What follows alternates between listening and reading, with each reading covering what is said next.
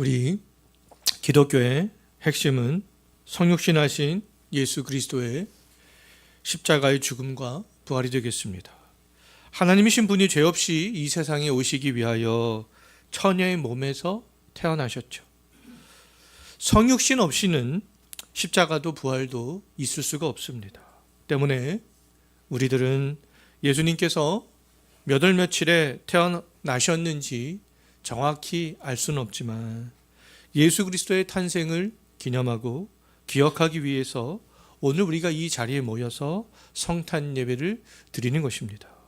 지금으로부터 약 2000년 전 주의 사자는요, 요셉과 마리아에게 구원자 예수가 탄생할 것에 대해서 예고를 했습니다. 요셉과 마리아를 제외하고 예수 그리스도의 탄생을 가장 먼저 알게 된 사람들이 있는데요, 그 사람들은 바로 밤에 밖에서 양떼를 치던 목자들이었습니다. 마리아가 베들레헴에서 아기 예수를 낳고 구유에 누였을 때에 주의 천사는 목자들에게 나타났죠. 나타나서 죄와 사망에서 구원할 구주가 다윗의 동네 베들레헴에서 태어나셨다. 그것들을 이야기를 해 주었습니다. 주의 사자가 목자들에게 구주 탄생의 소식을 증거하고 근데 표적으로 하나를 제시했는데요. 무엇을 표적으로 제시했는가? 12절 한번 보십시오. 무엇을 표적으로 제시하고 있습니까? 너희가 어디로 가면 강보에 쌓여 아기가 누워있는 구유를 볼 것이다. 그것을 표적으로 제시했습니다. 그분이 바로 구원자가 맞다라는 것들을 표적으로 제시했죠. 자, 아기가 구유에 누워있다라는 것은 오늘날에도 2000년 전에도 일반적인 사람들의 상식에서 벗어난 것입니다. 그 누구도 갓 태어난 아기가 강보에 쌓여서 구유에 누워있는 것을 상상하지 않습니다. 상상조차 할 수 없기 때문에 표적이 될 수 있었던 거죠. 놀라운 일들이, 이상한 일들이 될 수 있기 때문에 그것은 표적이 될 수 있었습니다. 목자들은 실제로 베들레헴으로 가서 구유에 누워있는 아기를 보고 죄와 사망에서 구원할 구주 되심을 찬송하고 고백하는 것을 볼 수 있어요. 그렇다면 어떤 이유에서 많고 많은 사람들 중에서 주의 천사가 목자들에게 나타났는가? 목자들이 그 당시에 가장 낮은 계층에 속한 사람들이었기 때문에 주의 천사가 가장 낮은 계층에 있는 사람들을 대표해서 찾아갔을까? 저는 그렇게 생각하지는 않습니다. 왜냐하면 목자들 외에도 당시에는 일반적으로 낮은 계층에 속하는 직업군들이 많이 있었어요. 농부나 어부도 있었고 이들보다 더 낮은 계층에 속한 사람들도 굉장히 많이 있었습니다. 멸시를 받고 차별을 당했던 세리 직업군도 있었고 나병 환자들을 비롯한 사람들이 부정하게 생각하는 그런 병든 자들도 있었고 심지어 창녀들도 있었죠. 그들과 비교하면 목자들은 오히려 나은 위치에 있었습니다. 주의 천사가 그럼 목자에게 찾아간 것은 단순히 목자들이 낮은 계층에 속했기 때문이 아니다라는 것을 알 수 있죠. 신구약 성경에서 하나님의 백성들을 돌보는 사람들을 무엇에 비유하고 있습니까? 목자들에 비유합니다. 구약에서도 신약에서도요. 주의 천사가 양떼를 치던 그 목자들에게 구주 그리스도의 탄생을 가장 먼저 알렸던 것은 장차 구유에 누워있는 그 아기가 하나님의 백성들을 참된 길로 인도할 선한 목자 되시는 분이기 때문에 그렇습니다. 성경에서 목자는 하나님의 백성을 인도하는 그런 사람들을 상징해요. 하나님은 언약 관계에 있는 자기 백성을 향하여서 성경을 보면 양이다 이렇게 말씀하고 있습니다. 구약에서 하나님이 자신이 자기 백성을 인도하는 목자이기도 하셨지만 때로는 선지자, 제사장, 왕이 목자의 역할을 하기도 했죠. 구약에서 선지자, 제사장, 왕은 하나님을 대신하여서 이스라엘 백성들은 바른 길로 인도해 나가야 될 그런 목자들이었던 거예요. 그러나 대다수의 목자들은 하나님의 백성들을 잘못된 길로 인도했습니다. 하나님의 백성인 양무리들을 돌보지 않고 자기들의 입속들만 챙겼고요. 오히려 하나님의 양무리들을 괴롭게 했죠. 그동안 잘못된 그 목자들 때문에 양무리들이었던 하나님의 백성들은 우상을 섬기면서 잘못된 길로 걸어가고 있었고요. 가난한 백성들은 부자들에게 착취를 당하고 있었고요. 포로로 끌려가서 고통을 당하기도 했고요. 바벨론, 페르시아, 헬라 또 로마의 지배를 그렇게 받기도 했습니다. 하나님은 이 거짓된 목자들 때문에 고통당하는 근데 하나님의 그 백성을 보고만 계시지 않고 에스겔서 34장 23절 말씀을 보게 되면 다윗과 같은 한 목자를 약속하시는 것을 볼 수 있어요. 하나님이 세운 다윗과 같은 목자는 양떼를 구원하고 먹일 것이다. 이렇게 하나님께서 에스겔 선지자를 통하여서 예언을 하게 하셨습니다. 하나님이 약속하신 그 목자는 바로 베들레헴의 구유에 누워있던 아기 예수였던 거죠. 구약의 거짓 선지자들과 하나님이 약속하신 참된 목자요, 선한 목자 되시는 예수 그리스도를 대조하고 또 예수 그리스도를 부각시키기 위하여서 다른 직업군이나 더 나른 계층에 있었던 사람들을 찾아가지 않고 주의 천사가 양떼를 치던 목자들을 찾아갔던 거죠. 주의 천사가 찾아간 그 목자는 구약의 거짓 목자들과 참된 목자 되시는 예수 그리스도를 연결하는 어떻게 보면 그런 고리 역할을 한 것이다 라고 볼 수가 있겠습니다. 거짓 목자는 그런데 구약 시대에만 있었던 것이 아니죠. 신약 시대에도 거짓 목자들이 있습니다. 요한복음 10장에서 예수님께서는 신약 시대의 거짓 목자와 선한 목자 되시는 예수님을 친히 대조하셨죠. 교회에 위기나 어떤 환난이 올 때 거짓 목자는 자기만을 생각하고 양을 구할 생각을 하지 않을 뿐만 아니라 양들의 영혼을 전혀 생각하지 않고 오직 자기의 이득만을 생각한다. 그렇게 말씀하고 있습니다. 거짓된 말씀으로 양들을 현혹하여서 오히려 하나님을 떠나게 만들어 버리는 것이죠. 사도 바울도 에베소 교회의 장로들에게 교회에 이리가 들어오는 것에 대해서 경고했습니다. 사도 바울이 경고한 그 이리는 누구이겠습니까? 바로 이 거짓 목자들이 되는 거죠.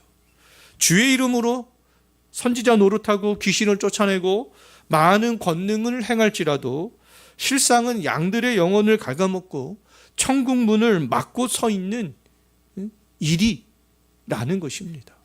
거짓 목자라는 것이죠.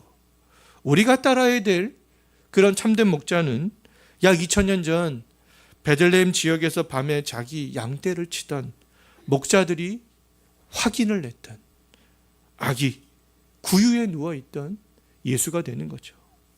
구유에 누워있던 아기 예수가 하나님이 구약의 선지자들에게 약속하신 다윗과 같은 목자가 되겠습니다.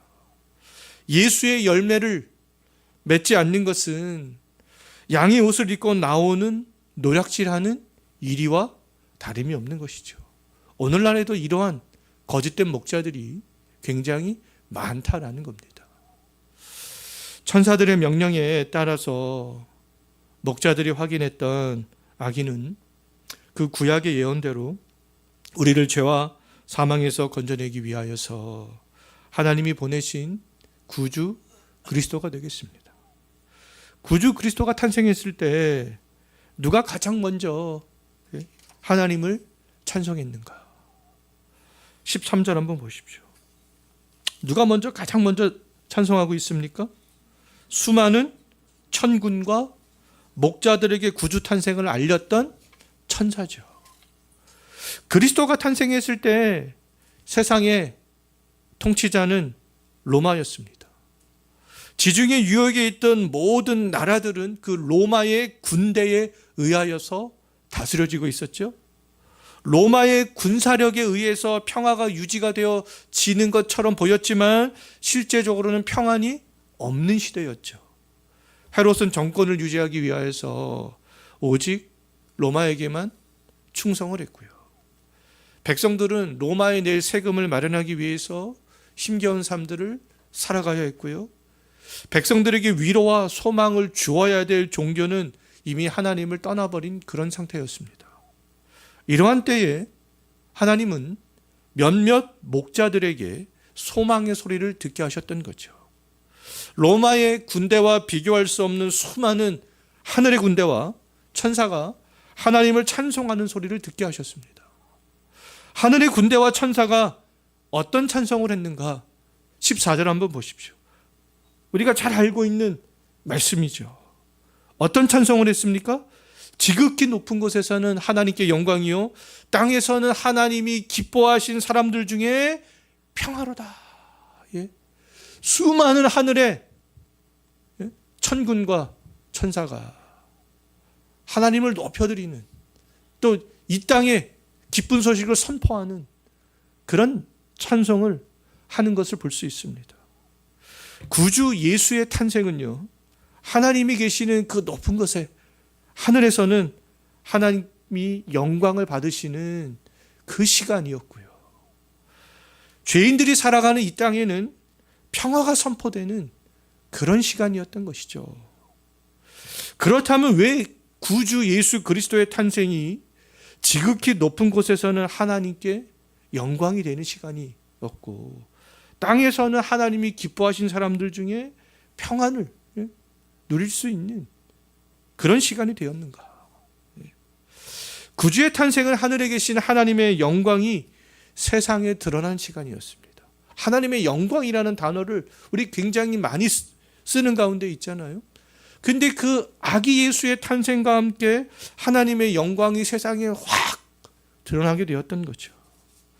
하나님은 하나님의 영광을 성육신하신 이 그리스도를 통하여서 온 우주에 드러내셨습니다. 하나님의 영광이 성육신하신 그리스도를 통하여서 계시가 되는 시간이었기 때문에 지극히 높은 곳에서는 하나님께 바로 이 영광이 되는 시간이 되었던 거예요.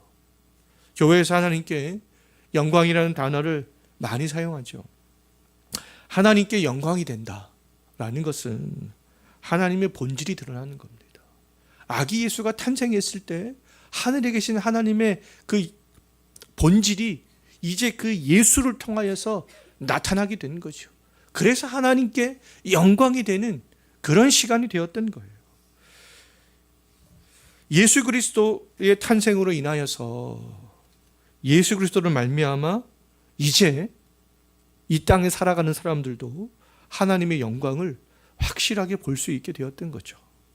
하나님의 영광, 하나님의 존재는 다윗의 동네에서 우리를 위해서 성육신하시고 구유에 누워있던 구주 그리스도를 통하여서 이제 보고 경험을 할 수 있게 되었던 거예요.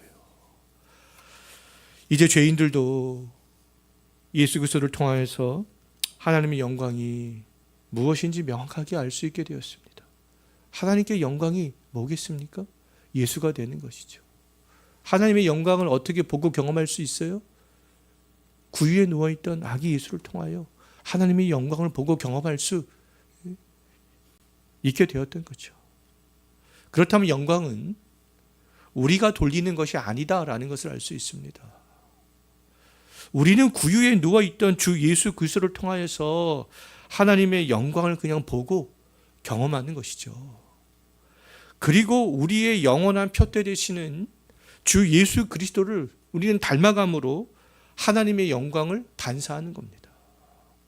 성육신하신 예수 그리스도를 통하여서 하나님의 영광이 만천하에 드러났기 때문에 하늘에 계신 하나님께 영광이 되는 그런 시간이 되었던 거예요. 구주의 탄생은 하나님께만 영광이 되는 사건이 아니라 이 땅에는 평화를 가져오는 사건이기도 했다라는 겁니다. 예수님께서 가져오실 평화는 어떤 평화겠습니까? 인간적인 평화가 아니겠죠? 로마 통치 아래 있을지라도, 거짓 목자들이 판을 치고 있을지라도, 로마가 세금을 수탈해 갈지라도, 권력자들이 가난한 사람들을 착취할지라도, 그런 가운데서도 누릴 수 있는 평화가 되겠습니다. 인간적인 평화를 생각하면 그런 가운데서는 누릴 수 없는 평화가 되는 거죠. 근데 인간적인 평화가 아니었기 때문에 최악의 상황에서도 누릴 수 있는 평화가 되는 거죠. 예수 그리스도의 탄생으로 그럼 임하게 된 그런 평화를 우리는 어떤 인간적인 것으로 바꾸지 말아야 되는 거 아니겠어요? 예수 그리스도가 가져온 그 평화는 바로 하나님과의 평화가 되겠습니다. 죄로 막혀 있던 하나님과의 관계가 회복되고, 하나님과의 관계 회복으로 말미암아 원수와도 같았던 유대인들과 이방인들의 관계가 회복되는 것이죠. 예수 그리스도를 말미암아 하나님과 그런 우리 평화를 경험을 하게 된다면 우리의 가족과 이웃과도 평화로운 관계가 당연히 되어져야 되는 거 아니겠어요? 예수님께서 그 평화를 위해서 이 땅에 오셨기 때문에 그렇습니다. 약 2000년 전 구유에 누워있던 아기는 그래서 평강의 왕으로 오셨다. 히브리서 7장 2절에서 그렇게 말씀하고 있습니다. 이 평강은 이 세상의 모든 사람들이 근데 누릴 수 있는 평강이 아니다라는 것이죠. 오늘 본문에서도 말씀하고 있죠. 어떤 사람들만 누릴 수 있어요? 하나님이 기뻐하신 사람들. 즉 하나님이 자기 백성이라고 일컬어진 그 사람들만 그 평강을 누릴 수 있다라는 겁니다. 목자들에게 예수 그리스도의 탄생을 알린 주의 천사는 하나님과 동등한 본체 되시는 그 예수 그리스도께서 이 땅에 오심으로 하나님께는 영광이 되었죠. 하나님의 영광이 예수를 통하여서 만천하에 드러났기 때문에 그렇고요. 이 땅에는 하나님과의 그 평안한 관계가 다시 회복이 되어지는 그런 시간이 되었기 때문에 천군과 천사가 그렇게 하나님을 찬송했던 거예요. 우리들도 예수님의 탄생을 기념하고 감사하는 이 예배를 드리면서 예수님을 통하여서 계시된 하나님의 영광과 예수님을 통해서 경험하게 된 그런 평화를 찬송하면서 그 은혜를 풍성히 누릴 수 있었으면 좋겠습니다. 히브리서 기자는요, 양들의 큰 목자이신 우리 주 예수 그리스도를 영원한 언약의 피로 죽은 자 가운데서 이끌어내신 평강의 하나님이다. 이렇게 선포하고 있습니다. 2000년 전 베들레헴의 목자들이 확인한 예수님은 바로 평강의 하나님이 되는 것이죠. 나의 환경과 형편에 상관없이 하나님의 영광을 보기를 원한다면, 2000년 전에 유대 땅에 살았던 사람들은 최악의 상황이었잖아요. 오늘날에도 우리들도 힘겨운 그런 상황에 직면할 수 있습니다. 그런데 나의 환경과 형편에 상관없이 하나님의 그 영광을 보기를 원한다면, 그리고 하나님과 사람들과 평화의 관계를 내가 진정으로 누리기를 원한다면 하늘에는 무엇이요? 영광이요. 땅에는 무엇이요? 평화. 그것을 가져오신 우리는 예수 그리스도께 더욱더 집중을 해야 되는 거 아니겠어요? 예수님으로 인하여서 정말 하나님의 영광을 보고 더욱더 큰 평안을 누릴 수 있는 우리 성탄의 날이 되었으면 좋겠습니다. 기도하겠습니다.